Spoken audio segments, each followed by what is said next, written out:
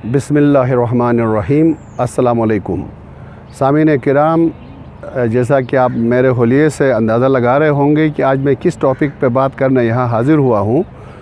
आपने अभी तक क्लासरूम्स की, मदारिस की बात की है जहाँ पर तालीम और तरबियत छतों के नीचे होता है, लेकिन इससे ज़्यादा बड़ा पैगाम जो सब्र है, जज्बा है, डिसीजन मेकिंग के जो फ़ैसला साजी की क़ुव्वत है, ये बग़ैर छत के स्कूल से पैदा होता है, जिसको प्ले ग्राउंड कहते हैं। तो आज मेरी खुशनसीबी है कि मेरे साथ मेरे एक बहुत अज़ीज़ दोस्त, भाई और कराची यूनाइटेड फ़ुटबॉल फाउंडेशन के प्रोग्राम मैनेजर जनाब तालिब हुसैन साहब मौजूद हैं। इंशाल्लाह इनकी मौजूदगी से फ़ायदा उठाते हम इनसे कुछ सवालात भी पूछेंगे। ये अपने यूनिक एक्सपीरियंसेस के साथ अपनी अचीवमेंट्स बताएंगे कि इसने कम उम्री में ही कराची और सिंध के उसमें मैदानों में जहाँ इन्होंने तालीम और तरबियत पर खिदमत दी हैं, वहाँ पर इन्होंने as administrator, as a programme manager football की प्रमोशन के लिए एक बहुत ही अजीम अदारा है कराची यूनाइटेड फ़ुटबॉल फाउंडेशन। मैं उसके बानीन को भी सलाम पेश करता हूँ, जिन्होंने कराची के वो बच्चे जो स्ट्रीट क्राइम्स में इन्वॉल्व थे, जो वल्नरेबल कम्युनिटी के थे, वहाँ परेशानियाँ थी, तो इन्होंने न सिर्फ वहाँ 10 कम्युनिटीज़ सेंटर्स बनाए, बल्कि उन्होंने फ़ुटबॉल के ग्राउंड्स को आबाद किया है और उन बच्चों को जिनके पास सवाए मसाइल के रोने देने के और मुजरिमों के और कोई काम नहीं था, इन्होंने खेल कूद के ज़रिए, फ़ुटबॉल के ज़रिए रिहेबिलिटेट किया और इन्होंने क्लासरूम तक लेकर आए हैं।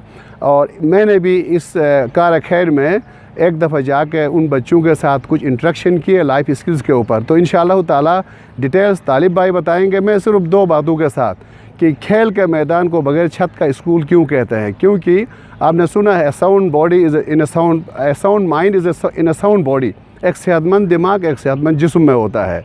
और इसी तरह कहते हैं कि एक खूबसूरत चेहरे पर अगर एक काला तिल हो तो चेहरे की खूबसूरती में इजाफ़ा होता है। इसी तरह एक अच्छा तालिब इल्म, पढ़ाई ज़रूरी है। 80% उसने पढ़ाई के मैदान में एक्सेल किया हो और साथ वो अच्छा खिलाड़ी भी हो, तो उसके अंदर सब्र, बर्दाश्त और टॉलरेंस का जज्बा भी पैदा होगा, तो वो एक चेहरा खूबसूरत हो जाता है। तो आए हम सिर्फ़ और सिर्फ अभी नई नस्ल को तालिब भाई पैगाम भी देंगे। मेरी तरफ़ से भी ये पैगाम है कि अपना ज़्यादातर वक्त तालीम और तरबियत पे लगा दें, लेकिन 24 घंटे में कम से कम 1-2 घंटे फ़ुटबॉल और वॉलीबॉल जैसे अहम गेम्स में, जहाँ कम टाइम में पूरे जिस्म की वर्जिश होती है, उसमें अपने आप को इंगेज करें। तो मैं मोहतरम तालिब भाई से सवाल करूँगा कि आप थोड़ा बहुत अपनी अचीवमेंट्स बताएंगे और साथ साथ आप किस तरह काम करते हैं, किस तरह नौजवानों की लाइफ को आपने वापस इंक्लूडिंग द एक्सक्लूडेड आपका विज़न है, आपने मेन स्ट्रीम में लेकर आए हैं। तो आपसे गुजारिश है कि कुछ खुल के बताएं हमारे को। जी, अस्सलाम वालेकुम अली भाई, थैंक यू सो मच कि आपने ये अपॉर्चुनिटी दी मुझे। बेसिकली मैं न कोई ट्रेनर हूँ, न कोई एजुकेटर हूँ, न कोई कोच हूँ। मैं एक मैनेजमेंट का बंदा हूँ। कराची यूनाइटेड फ़ुटबॉल फाउंडेशन जो है, ये एज ए क्लब रजिस्टर हुआ था 1996 को। जो 3 दोस्त थे, वो फ़ुटबॉल का उनके अंदर बहुत ज़बरदस्त किस्म का क्रेज़ था, तो उन्होंने एज ए क्लब रजिस्टर किया। वो आगे चलते गए, बहुत यानी स्कूल के एज में ही उन्होंने किया था। तो with the span of time फिर उन्होंने रियलाइज़ किया कि ये फ़ुटबॉल बेसिकली ये गरीबों का खेल है। यहाँ पे आपको एक फ़ुटबॉल चाहिए होता है, एक ग्राउंड चाहिए होता है, दैट्स ऑल, और कुछ किसी चीज़ की ज़रूरत नहीं होती है। तो एंड फॉर्चुनेटली ये कराची में जो अंडर प्रिविलेज एरियाज़ हैं, ये इसमें काफ़ी बहुत पॉपुलर है ये। तो इन्होंने, चूँकि वहाँ पे बेसिक रिसोर्स न होने की वजह से वो बच्चे इन चीज़ों में इन्वॉल्व नहीं होते थे। अब जाहिर सी बात है, उनको घर को सपोर्ट भी करना है, एटलीस्ट अपने आप को सपोर्ट करना है। तो ये लोग के दूसरे जो नेगेटिव जो एक्टिविटीज़ हैं उसमें जा रहे थे। तो देन इन तीनों ने रियलाइज़ किया है कि इसको किस तरीके से हम एज ए टूल इस्तेमाल करें उनकी डेवलपमेंट पे, होलिस्टिक डेवलपमेंट पे। तो इन्होंने ये फ़ुटबॉल को एज ए टूल इस्तेमाल किया है कम्युनिटी डेवलपमेंट पे। तो 2010 में इन्होंने 3 सेंटर्स इन्होंने स्टार्ट किए थे, लियारी, कोरंगी और मंगोपीर में। यहाँ से इनकी जर्नी स्टार्ट हो गई थी और तकरीबन 100 बच्चे थे, तो वो सिलसिला चलता रहा। आज अल्हम्दुलिल्लाह हमने 20,000 प्लस बच्चों के ऊपर काम किया है सो फार, और इस वक्त करंट इनरोलमेंट हमारा 1000 प्लस बच्चे हैं, जिसमें बॉयज़ भी हैं, गर्ल्स भी हैं। मज़े की बात आपको बता दूं, लड़कियां, चूँकि आपको ख़ुद पता है कि पाकिस्तान एक मेल डोमिनेटेड सोसाइटी है, इसके अंदर बच्चियां एजुकेशन में ही ज़्यादा आगे नहीं आती हैं, नहीं भेजते हैं पेरेंट्स, तो फिर खेल कूद में वो ग्राउंड में आके वो एक बहुत ही आउट ऑफ द क्वेश्चन था स्टार्टिंग में हमारे लिए। बट ट्रस्ट हमारा कम्युनिटी के साथ, जो वहाँ की कम्युनिटी के ऊपर हम लोग काम कर रहे हैं, अल्हम्दुलिल्लाह अभी इस वक्त हमारे 10 सेंटर्स हैं, तो ट्रस्ट लेवल इतना बढ़ गया कि अब हमारे पास 2 गर्ल्स सेंटर बाकायदगी से है, और अभी तक हम मुख्तलिफ़ सेंटर्स में हम गर्ल्स के ऊपर 1000 से ऊपर लड़कियों को हम ट्रेन कर चुके हैं। और अभी भी इस वक्त भी हमारी प्रो टीम की लड़कियां भी हैं जो 2019 में रनर अप रही थी नेशनल वुमेन चैम्पियनशिप में। ये अभी एक अचीवमेंट है जिसके अंदर आपके मुख्तलिफ डिपार्टमेंट्स हैं, वापडा है, उसके अंदर आर्मी है, उसके अंदर बिल्कुल, और उसमें दूसरे क्लब्स वगैरह, तो इसके अंदर इन्होंने अचीव किया है। तो बहरहाल हम लोग काम कर रहे हैं, सिर्फ फ़ुटबॉल ही नहीं, हम इनके ऊपर लाइफ स्किल्स के ऊपर भी काम कर रहे हैं। उसके एक आध सेशन आपने भी अटेंड किया था, जैसे आपने अपने इंट्रो में भी बताया। तो उस तरीके से हम लोग मोटिवेशनल स्पीकर्स और ट्रेनर्स को हम टाइम बाय टाइम उनको एंगेज करते रहते हैं, ताकि इन बच्चों की होलिस्टिक डेवलपमेंट हो, फुटबॉल के साथ साथ बाकी चीज़ों में भी।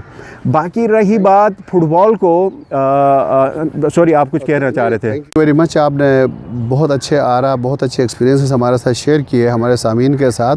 मेरा आखिरी सवाल ये है कि आप इस मुश्किल वक्त में, कोरोना की वजह से, दीगर महंगाई की वजह से हमारे नौजवान सब परेशान हैं, ऐसे में आप रोशनी की किरण बन के एक खेल कूद के मैदान को सजाया है और नौजवान नस्ल को एक प्रॉपर तरीके से ऑर्गेनाइज वे में उनको डेवलप भी कर रहे हैं, उनको नेशनल इंटरनेशनल लेवल पे लेके जा रहे हैं।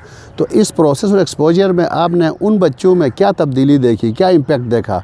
तो एक कुछ लर्निंग हमारे साथ, हमारे यूथ के साथ शेयर करेंगे तो बड़ी मेहरबानी होगी। बेसिकली कोविड के टाइम पे तो अनफॉर्चुनेटली हम खुद भी बाहर विज़िट नहीं कर सके, लेकिन कोविड के लिए मैं एक आध चीज़ मैं बता दूं, जो डॉक्टर्स का भी कहना यही होता है, हेल्थ जितने भी एक्सपर्ट होते हैं उनका भी ये कहना है कि आपका इम्यून सिस्टम कैसे बढ़ेगा।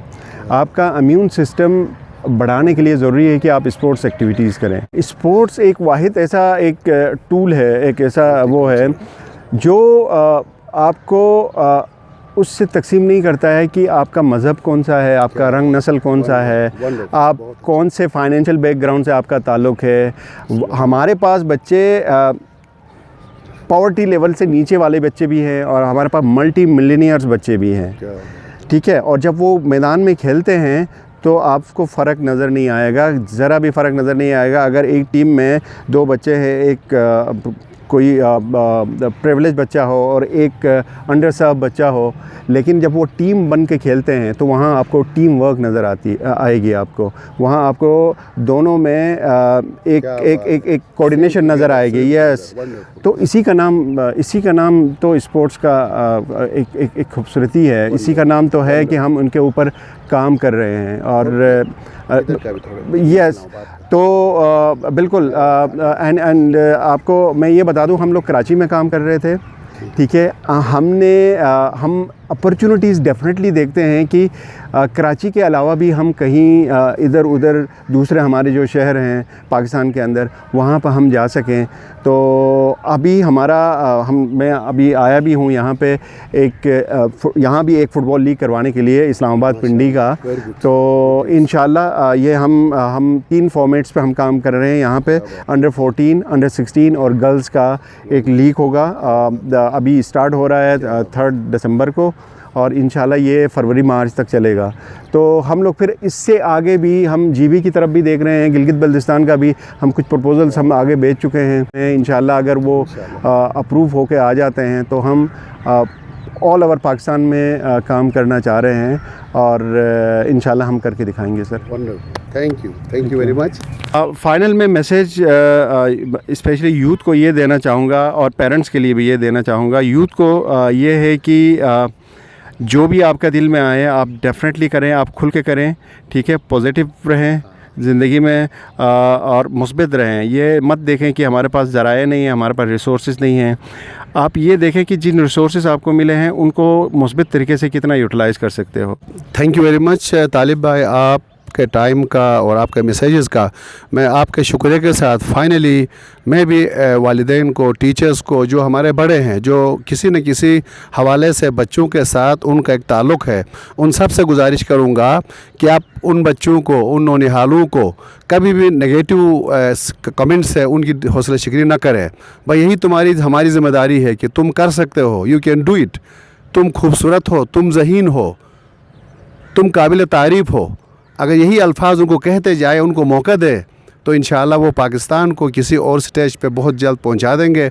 हम सब की दुआ है कि हमारी यूथ की डेवलपमेंट के साथ हमारे मुल्क और कौम की तरक्की हो और हम इससे भी खूबसूरत पाकिस्तान को बनाकर दुनिया के सामने सुरखरू हो जाए। पाकिस्तान जिंदा।